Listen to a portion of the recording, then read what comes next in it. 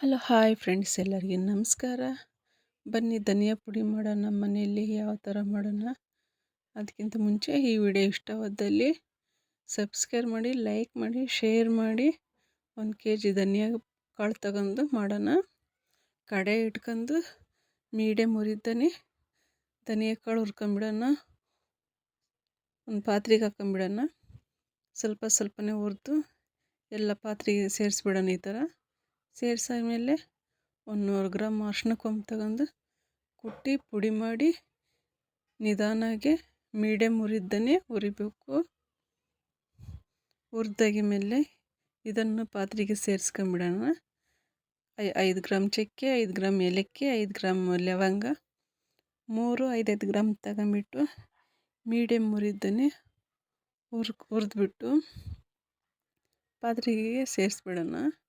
ಇವಾಗ ಕರಿಬೇವಿನ ಸೊಪ್ಪು, 1 ಜಡಿ ಕರಿಬೇವಿನ ಸೊಪ್ಪು ಹಾಕಿ ಇದನ್ನು ಮೀಡಿಯಮ್ ಉರಿದ್ದಾನೆ ಇದನ್ನು ಡ್ರೈ ರೋಸ್ಟ್ ಮಾಡ್ಕೊಂಬಿಡೋಣ.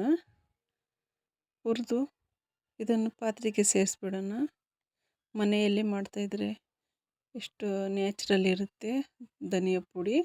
ಮಟನ್ಗೆ, ಚಿಕನ್ಗೆ, ಬಿರಿಯಾನಿಗೆ ಎಲ್ಲದಕ್ಕೂ ಹಾಕಿ ಮಾಡ್ಬೋದು ಧನಿಯಾ ಪುಡಿ.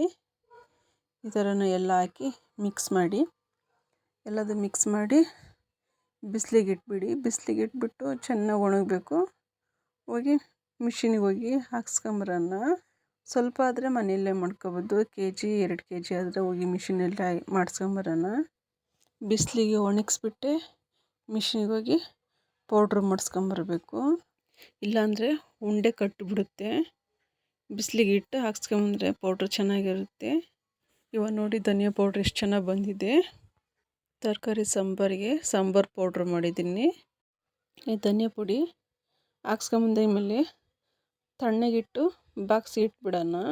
ಬಿಸಿದು ಯಾವತ್ತೂ ಹಾಕಕ್ಕೆ ಹೋಗಬೇಡಿ, ಉಂಡೆ ಕಟ್ಟಿಬಿಡುತ್ತೆ, ಪೌಡ್ರ್ ಚೆನ್ನಾಗಿರಲ್ಲ. ವಿಡಿಯೋ ಇಷ್ಟವಾದಲ್ಲಿ ಲೈಕ್ ಮಾಡಿ, ಸಬ್ಸ್ಕ್ರೈಬ್ ಮಾಡಿ, ಸಪೋರ್ಟ್ ಮಾಡಿ. ಎಲ್ರಿಗೂ ಧನ್ಯವಾದ.